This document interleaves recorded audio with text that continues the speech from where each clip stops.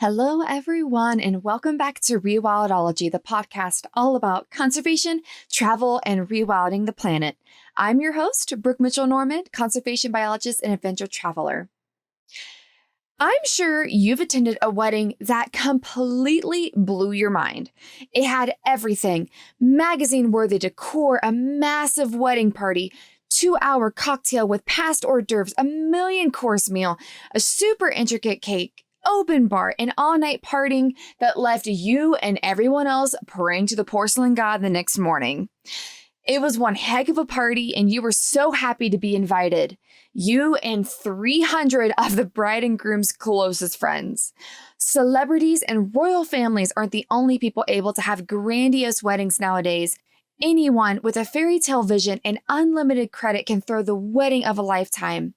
But what happens to all the leftover food, dying flowers, and Cinderella decor when the night is over? This is the conundrum of the wedding industry. You can have a stunning wedding and save the environment. All you need to do is a little extra planning.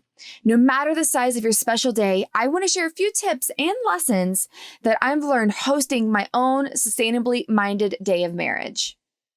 Tip number 1. Buy as many things secondhand as you can. It is totally possible to have a gorgeous secondhand wedding. Social media platforms make it so easy to search for items and connect with brides selling their wedding paraphernalia. Being open to different looks will make finding and purchasing things a little less stressful. My theme changed about midway through the planning process, but I was able to reuse most items or sell them online. Some great secondhand resources that I use to find and purchase items were Facebook Marketplace, Goodwill, and ARC thrift stores. And here is a little snapshot of the items that I bought from a bride or a secondhand store. Are my centerpieces, silk flowers, except my bouquet, table runners, ribbon, wood slices, lanterns, candle holders, tea candles, china plates and dessert plates, antique silverware, vintage collared glasses, cloth napkins, vintage travel items, chalkboard signs, postcard placeholders, and more. As you can hear, the range of items is quite extensive. You may not find everything you need on Facebook Marketplace or in thrift stores, but the probability is high that you'll snag quite a few. Okay, tip number 2. Buy your dress from a bridal consignment store. I know this one might be a little hard to consider, but search if your city has a bridal consignment store. These shops offer the same wedding dress shopping experience for a fraction of the price. The dresses are either repurchased from former brides or are last season's samples from other bridal stores. I accidentally found my wedding dress while browsing a secondhand bridal store. I decided to swing by the Alter Bridal Consignment store to see what types of dresses I might like before going dress shopping over Christmas with my family. As fate had it, I found a stunning dress for 70% off the original sticker price.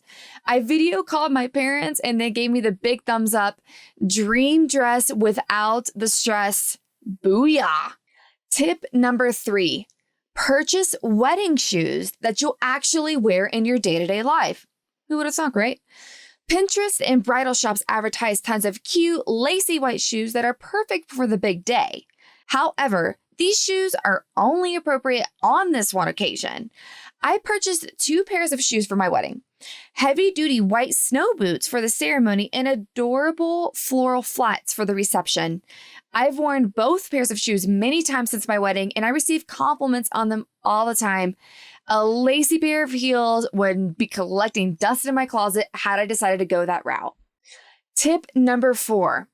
Borrow as many things as you can. This one is good for the wallet and making loved ones feel included. If you need it, odds are someone you know has it. I borrowed all of my jewelry, except my rings, of course, and several decor items. Try to remember to give the items back before the owners leave, or you might be mailing a lot of stuff afterwards. I know this is asking a lot once the wine starts flowing, but do your best. This is also another little side tip for you. All right, tip number 5. Hire a caterer that doesn't use disposables and allows you to take home leftovers. Finding a caterer that allows you to take home leftovers might take research and possibly a couple of phone calls, but this will significantly reduce your food waste. I also skipped the heavy plated meals and provided a variety of tasty appetizers, plus late night snacks. Everyone picked the food they liked the best, and it was effortless to accommodate dietary restrictions. Many said it was their favorite wedding meal. No dry chicken or nasty ass bland pasta. Tip number 6, find a venue that has the same values as you. Trust me, not all venues are created equal. Dive deep into websites and ask during your tour if the site provides sustainable services like recycling and composting. You're going to be exhausted by the end of the night and won't want to lug around bags of waste to process correctly. The more services a venue provides, the better. Tip number 7, recycle family heirlooms or purchase sustainably sourced jewelry. This may be my favorite wedding tip. Grandma will be ecstatic and you'll score gorgeous rings.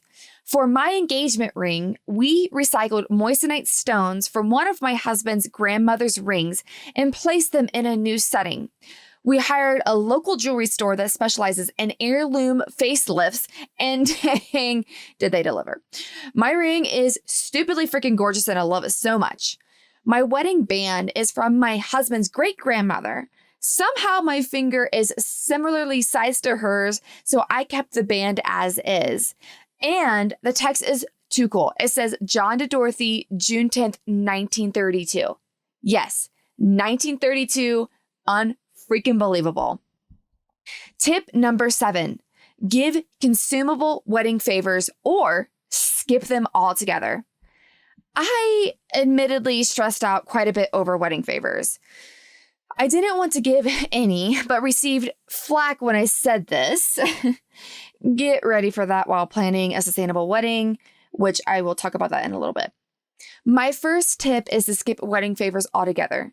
Let's face it, very few people want paraphernalia with your name and date in their home. But if you get cornered into providing wedding favors, I recommend giving local consumable goods. I offered mountain survival kits for our guests since the ceremony and reception were at 9,000 feet in elevation. The products were well appreciated, especially the next morning. Tip number 8, send digital wedding invitations. Oh yeah, you can skip that stamps run with this tip. Pretty much everyone and their grandmother have email nowadays. Take advantage of technology and send your guest list a high-quality digital invite. Sending digital invites also increases the likelihood you'll receive a response from everyone. They need to either reply or fill out a quick questionnaire to let you know whether or not they are coming. It is a win-win. Tip number 9, sell your decor and accessories to the next bride. The day will inevitably end just as quickly as it began. Once the honeymoon is over and you've settled into routine life, you can recoup a substantial chunk of funds by selling any unwanted items online. All right, next portion, lessons learned. Admittedly, I am hesitant to talk about this section, but I feel like I need to share the lessons I learned to prepare you, bride, or anyone that you know that is getting married soon for the hard decisions that you or they might face. All right, first, if you can pull it off, elope. Yes, I said it. As much as I love my wedding, seriously, it was perfect in every single freaking way.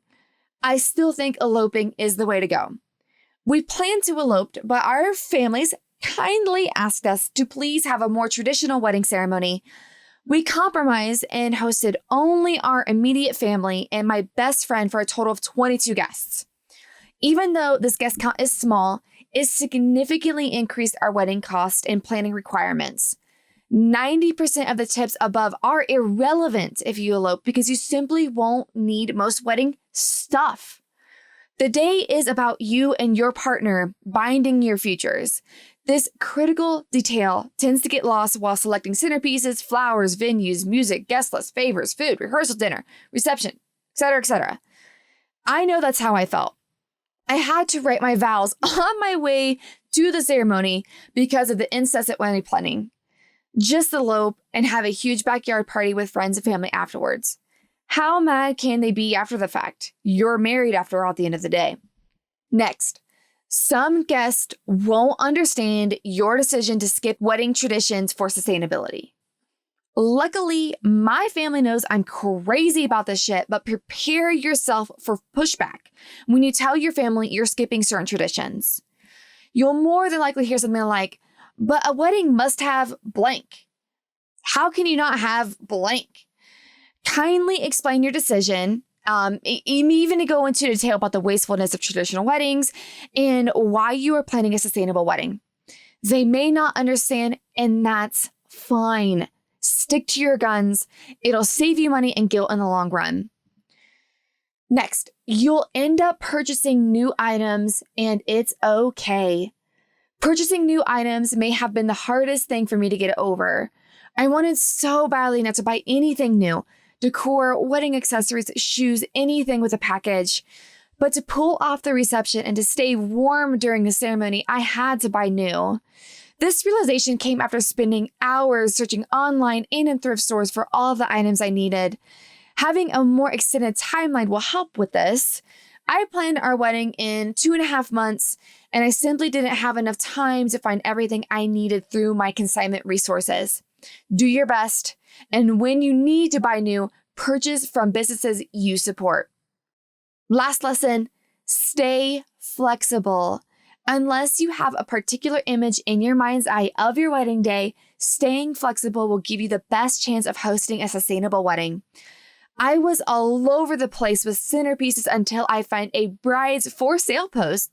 She had the perfect centerpieces and I snatched up 7 of them. I then added accents to match the green table runners and my reception hall was complete. At the end of the day, have the exact wedding you want and keep the focus on you two. If you save plastic packaging here, a little food waste over there, then your sustainable wedding is a success.